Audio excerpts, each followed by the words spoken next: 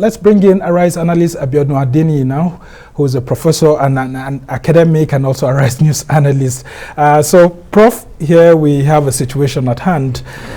Just when we thought everything was going very well, and a lot of parents were already being excited that they will get to have their kids coming back to the country, and we have this logistics nightmare on our hands. What do you make of all of this? I think it's a question of mixed. My feeling is mixed, really. You know, one, there's a relief that there's hope. At least government has stepped in. You know, plane has landed. You know, the students or the evacuees, potential evacuees, they have left the war zone. They have left Ukraine. They're now in Poland, a safer ground. So there's hope that eventually they will be back home. For those of them that want to go, they want to come back. But it's also sad that, of course, this is not unexpected. That they are reluctant. Some of them are reluctant to come. You know, and it raises question about what are they going to come to do. Especially some of them have probably left Nigeria for years. So not all of them are students. Some of them are people who are trying to make ends meet over there. You know, they are probably agonizing. You know, what am I going to come to do? If you evacuate me, I'm probably going to land in Abuja or Lagos, and thereafter, what happens? You know, they've lost connection with their families, friends, and all of that. So it's going to be another start all over. So that might have been concerning for those ones who are essentially reluctant, you know. But like Adefemi said, good on the spot report there. You know, the silver lining is that there is hope by tomorrow morning, hopefully, because the aviation is a very complex thread. You know, yeah, country to country relations. There's so many chain in it, you know. Yeah, so many chain in it. It doesn't come easy all the time. And of course, this is an emergency period. So we just hope that, you know, they'll be able to fix all the pieces in the jigsaw, maybe in not too long a time. And of course, those who want to come will start coming, as the case could be. Now, since you've referred to this as an emergency situation, and we all know globally that this is a crisis that is affecting several countries because of their citizens in Ukraine and all of that, shouldn't the International Civil Aviation Organization have also prepared some sort of relaxation of rules, at least in neighboring countries within Eastern Europe, where some of these refugees will be overflowing to see how some of these rules can be relaxed a bit to allow for smooth evacuation of refugees back to their countries? Well, one point, Somna, before we forget. Well, maybe Nigeria should have moved on before now anyway, just like some other countries, the United States, I mean, that's the criticism. Their citizens, yes. Yeah. They should have moved on, but of course, they are moving on anyway, so we can just say, okay, it is what it is. We can take this home and say, okay, we are gratified by this last-minute intervention. So we can leave, let's note that anyway. But the other point is that the aviation sector is a very complex sector, very tricky. One of the most regulated sectors, because any little mistake within the chain of within the knots that you're supposed to tie before a plane gets on air can lead to disaster. You know, so it's you not blame the authorities if they are very reluctant in relaxing those rules. Situation. Because if you are saying that relaxing rules, at what point will the rule be relaxed, and at what point will souls be put at risk? You know, if they have to get on air without the right knots being tied, you know, so it's a very tricky thing, and that's why I'm saying that we have a silver lining ahead of us. You know, we have hope that by tomorrow they will get on board, they will board the plane, and they'll probably be back home. We'll just ask you to hold on there while we go on the short break. When we come back, we'll continue the conversation. Okay. You're still watching the Arise interview, and we continue our conversation when we come back from the break on the evacuation of Nigerians from neighboring countries around Ukraine.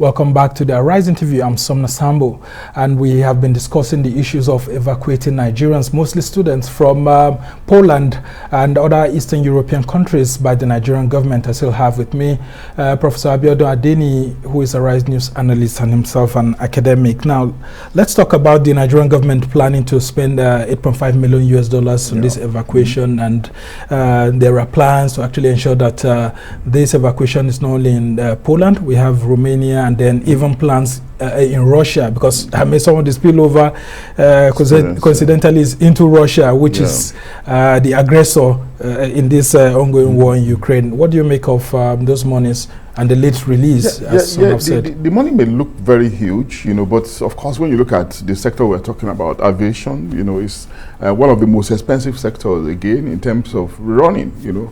And of course, Nigeria does not have any carrier, you know, original to it. Most of the carriers, you know, will be hired, private privately owned carriers. So you are going to be paying them heavily, and most of them don't have Poland or Warsaw, all these countries we mentioned as regular routes, so they are going to be flying there empty, which can be very expensive, you know.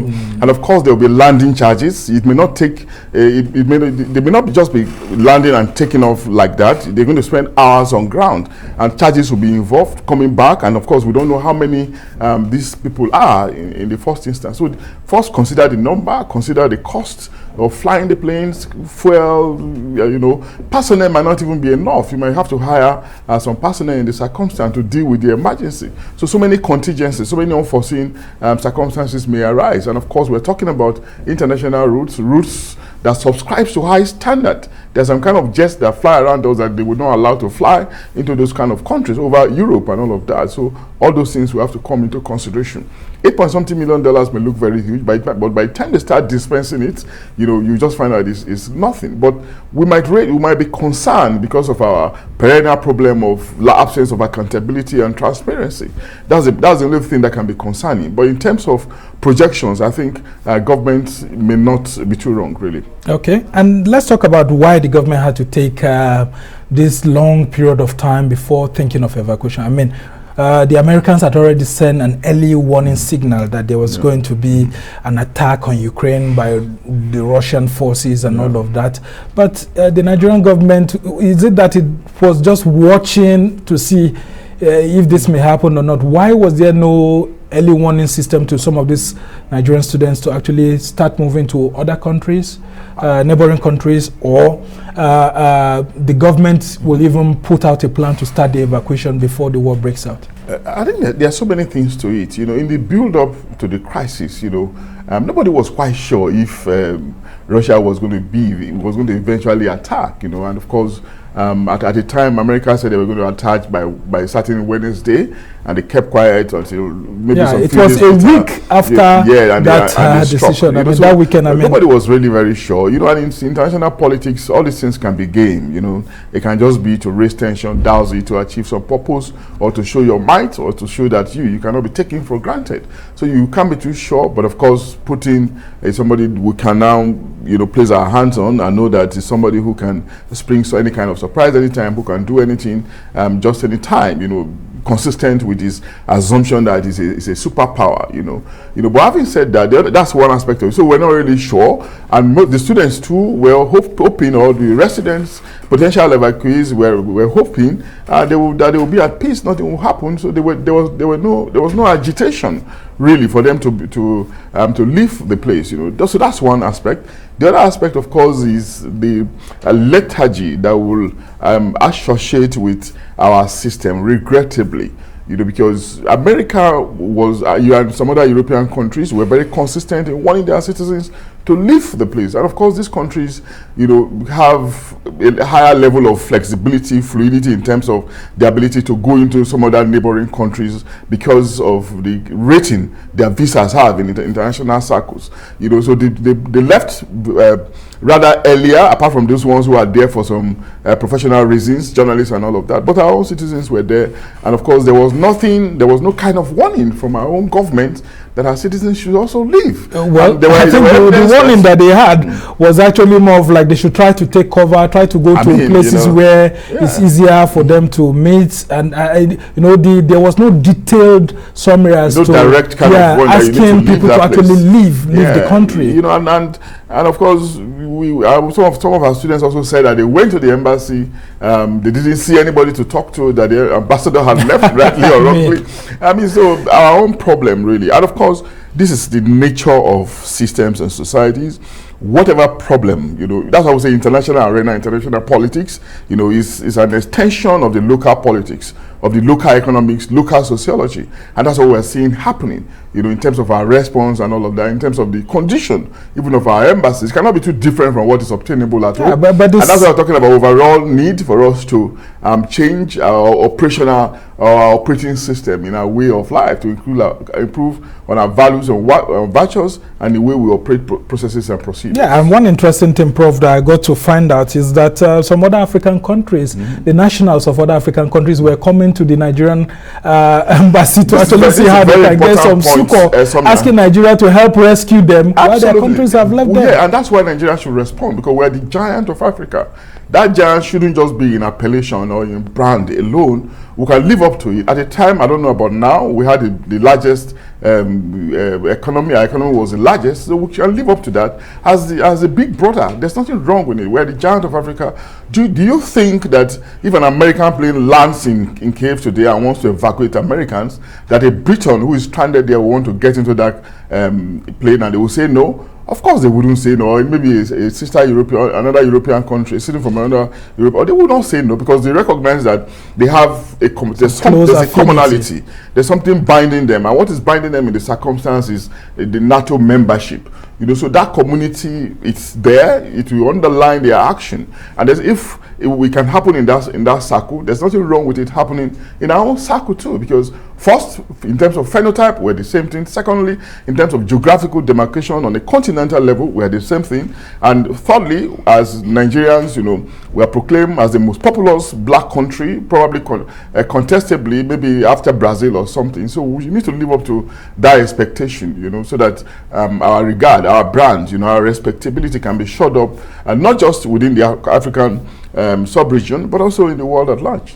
And let's just talk finally about why we have so many Nigerian students actually studying in Ukraine. I mean, people say that the universities there are cheaper and all of that. Isn't it the failure of our own system that has made us having so many students like this in Eastern Europe? Well, there are two ways to look at it. One is to say that the world is increasingly decentered, the world is globalized. You can seek any kind of service you want, including health, anywhere in the world, so far as you can afford it.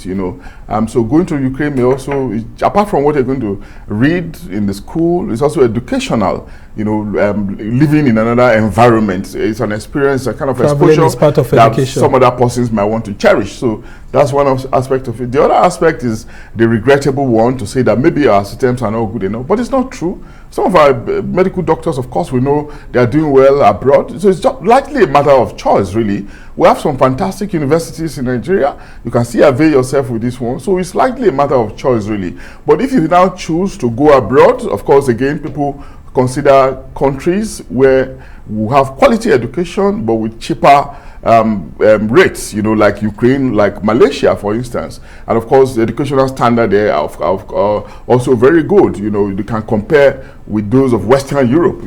The UK, Germany, France, Nordic Scandinavian countries can be very, very expensive, just like the United States. And of course, sometimes some faculty members, some professors in these Western countries are also used to going to some of these adjunct countries in Eastern Europe, in Asia and the South Pacific, as visitors, as external assessors, and all of that. So students going to those countries, they just feel that they are trying to be, maybe not the word smart now, they're trying to just benefit what they cannot afford in the Western world. In another country, they are there physically, but they're also exposed to faculty coming from the West. So that's another aspect of it. But overall, I think it's largely a matter of choice. That nothing says that we don't have. Yes, we know we have problems with our public schools, but it's not to say that all universities in Ukraine or the average university in Ukraine is better than the average university in Nigeria. That's a matter for debate, really. All right, Thomas, thank you so much, Professor Abiodun Adeniyi, a Rise News analyst and an academic himself, for this wonderful analysis on the evacuation of Nigerians from Ukraine, mostly students. And we must thank you for being on the show once again.